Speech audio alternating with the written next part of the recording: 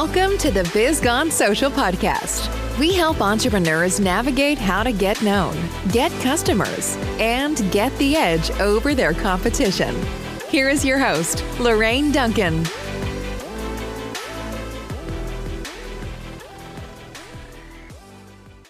So here we are on the Biz Gone Social podcast, and I am so glad to be here. And my promise to you, as always, is I want to give you a little bit of verbal caffeine that's going to energize your business and your social media marketing and help you stay social. Because after all, don't you want to be the business that everyone's talking about? And I know I do. And I am so stoked today to have a special guest with me, Donna Peterson, and she actually is in my space, so she knows a lot about what I do. And welcome, Donna, welcome. Oh, welcome. Thank you for having me. And I love that phrase, caffeine. We get started talking about marketing and we can just go on forever. Absolutely.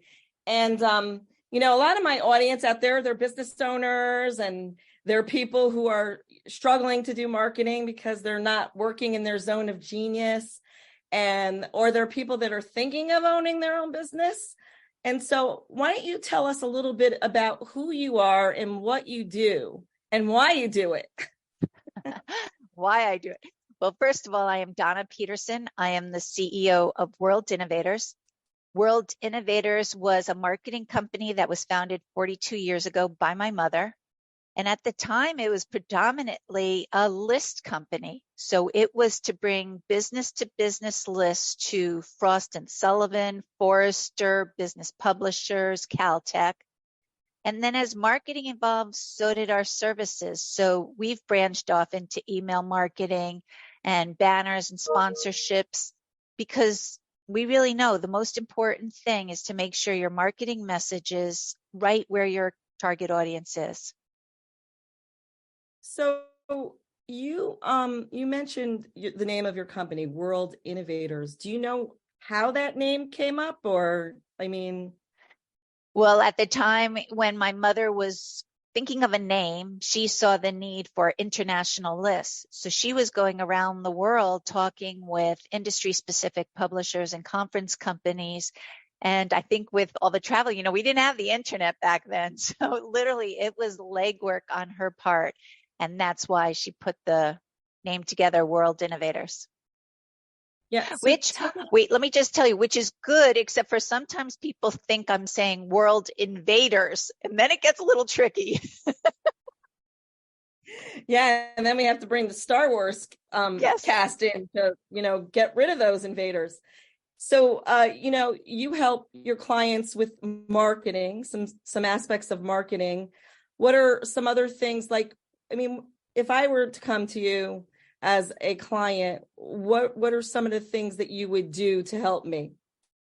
Well, a lot of times we'll step in as a marketing consultant because, like you and I talked about, companies are getting bombarded by messages saying, you've got to use this tactic, you got to use this platform, you need this software, you've got to do everything. And I'm here to say, no, you do not have to do everything. Companies have to remember why they're unique, what their mission is, and then find those right channels or technologies to use. And that's where we step in because we've run into some bumps in the road over the years ourselves. And we're hopefully going to help our clients succeed faster by not wasting time on sources that don't work or technology they don't need. Yeah, I'm kind of a big believer that you can't put all your eggs in one basket. However, I am a believer that you should master some of the eggs first before you put them in that one. It's like a lot of people think, well, I have to be on Instagram. I have to be on LinkedIn. Sometimes I ask people, why are you on Instagram? Your whole target market is on LinkedIn, but they say I have to be on all of them and you don't. And so when you have a client that thinks that they have to be on all of them, how do you guide them gently into saying, let's just try out one? What do you kind of say to them? It's like, I like to tell my clients, I like to start small, and I think you should be amazing on one channel before you go on to others. So just like you said. A lot of my clients are B2B, business to business. So LinkedIn is really their wheelhouse. Go be amazing on LinkedIn before you start to think, I need to be on Twitter, I need to be on Facebook, I need to do Instagram. Oh, let's throw in some TikTok there. No, concentrate on building up one and be amazing at that, and then test the waters with the other. Now, there's a lot of competitors out there. I mean, we do some similar things, I know. And, I always like to think that, it's a big world out there, and someone who would resonate with you doesn't necessarily resonate with me. And so what separates you though? What do you have, like some kind of special superpower that separates you from other marketers that are out there? I mean, I heard a few when we've talked before. I know some of the things, but like bring it out a little bit more, because not everybody's the same. I totally agree with that. Not everyone is the same. And I really think it ends up being personalities that click together. Those are the clients you'll end up keeping for years. And it's just, you understand each other, you understand your work ethic. And that's why not everyone, it's like when you go to give a speech, not everyone in the room is going to get you and really resonate with what you're saying. But if you can resonate with one individual that makes a difference, that's all that matters. And that's the same thing when you're promoting your business. Not everyone is going to work. Not everyone is right for us, because World Innovators, what makes us stand out? Well, one, we're 42 years. We're woman owned. We're a family owned company. So what happens is when we take in our clients, we end up treating them like family. So it's a lot of hand holding, and we go slowly to make sure that every step works. Where if you want to do a wham, bam, thank you, ma'am, let's get it out, we're not that agency for you. And so that really what makes us different. And plus, we're in that industrial space. So if clients are looking for pharmaceutical manufacturers, or they're trying to reach high executives who want to do executive education program, we're your marketing agency. Wow. Yeah.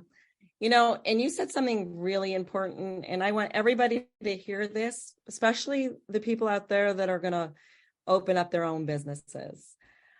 She mentioned family owned, but treating your client like a family, and also some hand holding.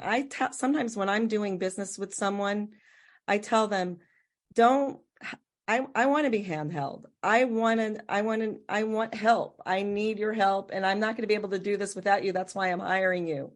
So when you're signing on a new client, there's a lot. It's just like a beginning of a relationship in the beginning. So you want to make sure that you are doing that special hand holding. That means a lot. I do this in mine. I have it's called an onboarding process. You should have some kind of system in place or onboarding process, but I like to educate, because a lot of times what I do can be misconstrued with no. I mean, I remember one time I was signing up a client and he thought I did SEO. I do not do SEO. So that's the thing is the education part, that handholding is so very important. And I'm glad that you brought it. I'm really glad that you brought it up. Now, that's what businesses and leaders have to do today. I try to talk as much as possible about building relationships, but you have to do that with your employees, with your vendors, with your customers.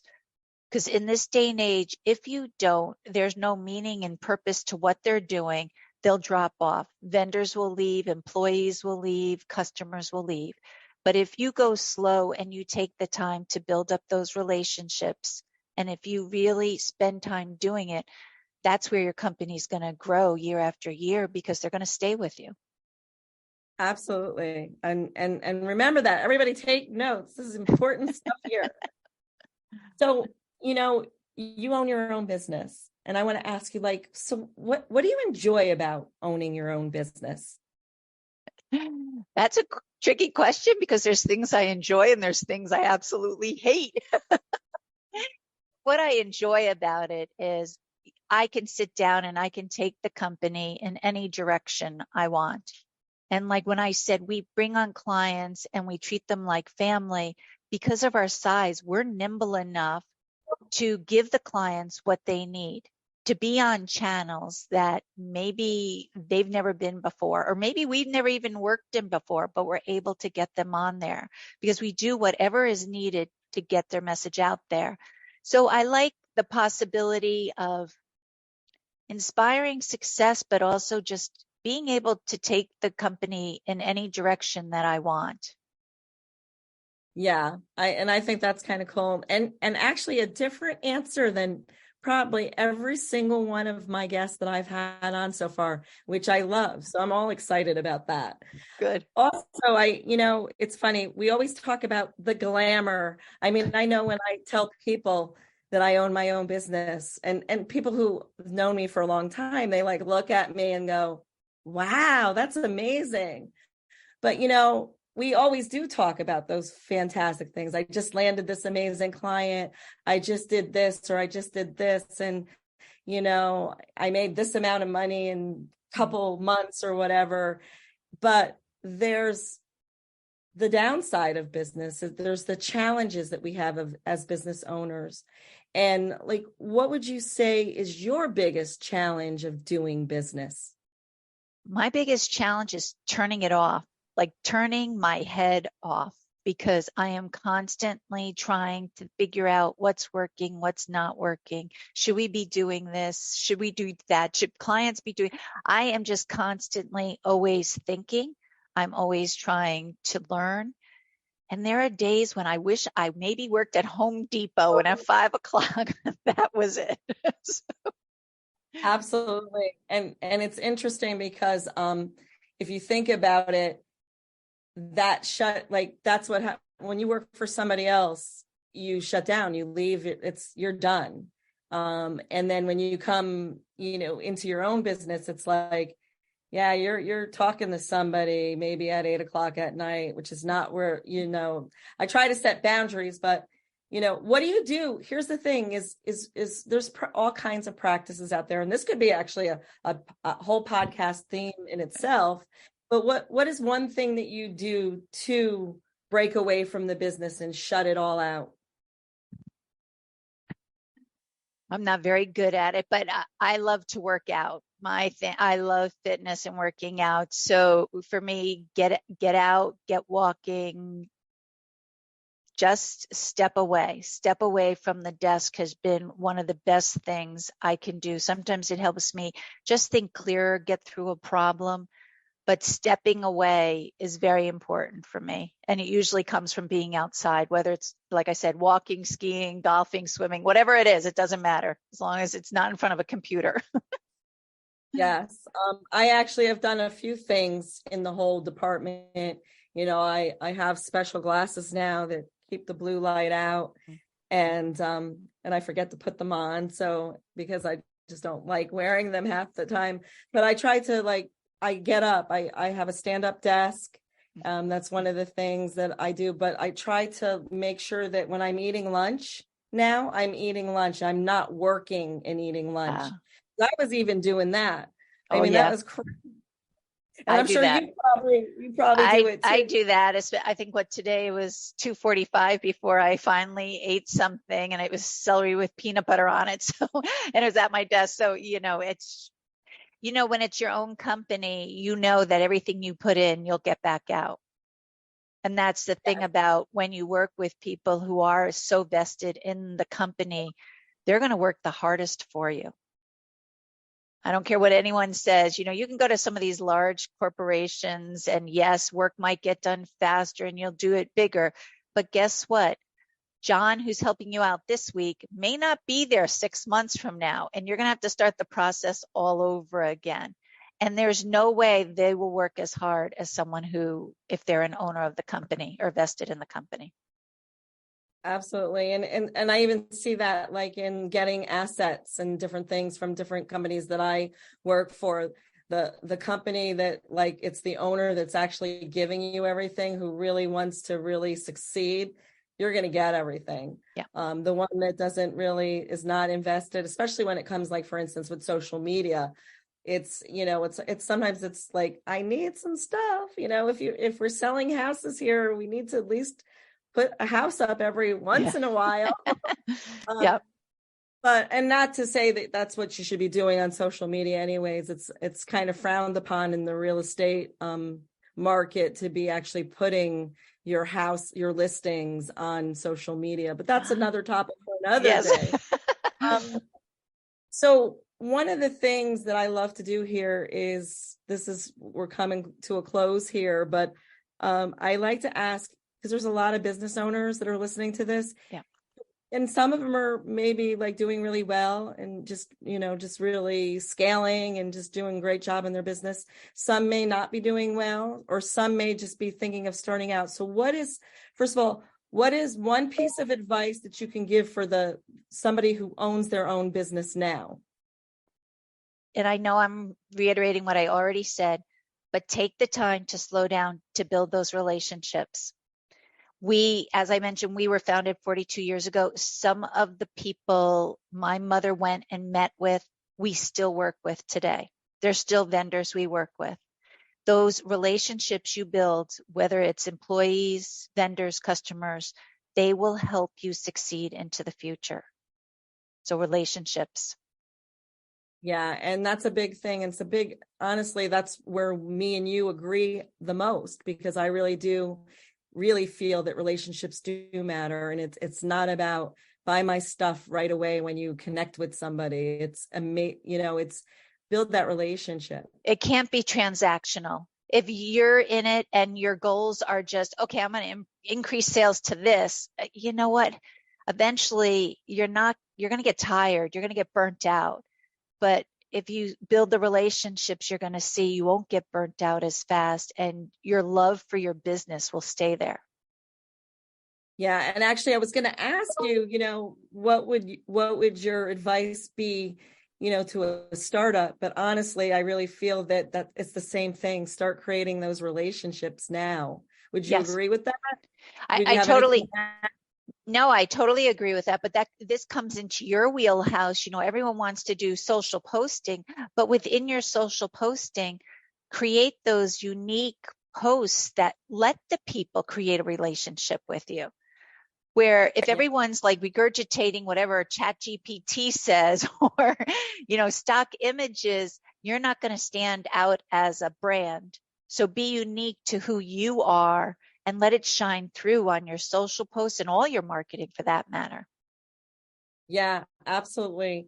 Well, Donna, this has been like amazing. I mean, yes. And you have so much knowledge, and we could probably talk for hours about this, but we will not. Because I don't, because no one will listen. No one will listen. We want you all to listen. But if somebody that's listening today resonates with what you said, or, feels like they have some kind of connection, how would we get in touch with you? They can always email me at dpeterson@worldinnovators.com. I also have a podcast called B2B Marketing Excellence, and you can subscribe there and also reach out to me because I always monitor the comments. And also on LinkedIn, Donna A. Peterson. And by the way, Donna's podcast is amazing. And I actually rekindled an old relationship with somebody she interviewed one time. So you never know who somebody's going to be interviewing. So definitely I'll put everything in the socials. And until next week, I will see you soon. Have a great, great day and a great, great week. Thanks for listening to the Biz Gone Social podcast. Find us on Instagram @BizGoneSocial for extra tips. Check back weekly for new episodes. Until next time, stay social.